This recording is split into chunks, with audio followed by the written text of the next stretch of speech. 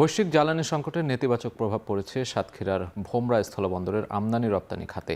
Diesel সংকটে বন্দর থেকে পণ্য পরিবহনে নিয়োজিত ট্রাকের সংখ্যাও কমেছে, তবে বেড়েছে ট্রাক ভাড়া। এ বিষয়ে সাতক্ষীরার ভোমরা স্থলবন্দর থেকে বিস্তারিত আহসান রাজীব জানিয়েছেন।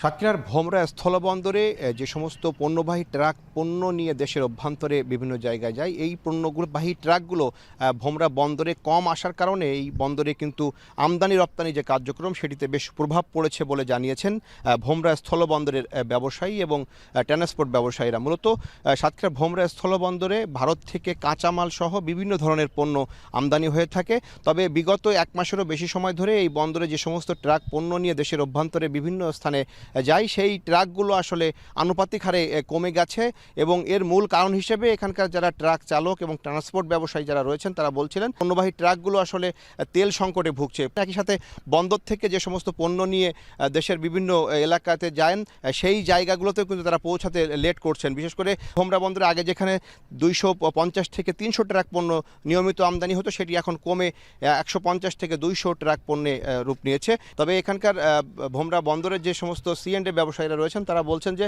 যদি বন্দর কেন্দ্রিক যে সমস্ত ট্রাকগুলো রয়েছে যারা পণ্যবাহী, তাদেরকে বিশেষভাবে অগ্রাধিকার দিয়ে জরুরি রপ্তানি এবং আমদানি পণ্যবাহী যে সমস্ত ট্রাক রয়েছে তাদেরকে যদি তেল সরবরাহ করা হয়, সেক্ষেত্রে কিন্তু এই সংকট কিছুটা কেটে যাবে। একই সাথে ভোমরা বন্দরের যে আমদানি রপ্তানি পরিস্থিতি সেটির চিত্রও কিন্তু বদলে যাবে। এখানকার বন্দরের যারা ব্যবসায়ীরা রয়েছেন তারা বলছেন যে এখন বর্তমানে প্রতিটি ট্রাকেই কিন্তু ভাড়া কিন্তু 2 থেকে 3 হাজার টাকা পর্যন্ত বেড়েছে। এর মূল কারণ হিসেবে যে সমস্ত ট্রাক এখান থেকে পণ্য নিয়ে যায় তারা এই ভাড়াটি বাড়িয়েছেন, যার কারণেই ট্রান্সপোর্ট ব্যবসায়ী এবং যারা ভোমরা বন্দরের আমদানি রপ্তানিকারক ব্যবসায়ী রয়েছেন তারাও কিন্তু আর্থিকভাবে ক্ষতির মুখে পড়েছেন বলে তারা আমাদেরকে জানিয়েছেন। তো সব মিলিয়ে সাতক্ষীরার ভোমরা স্থলবন্দর থেকে এই ছিল আমার কাছে আমদানি রপ্তানি পরিস্থিতির সবশেষ তথ্য।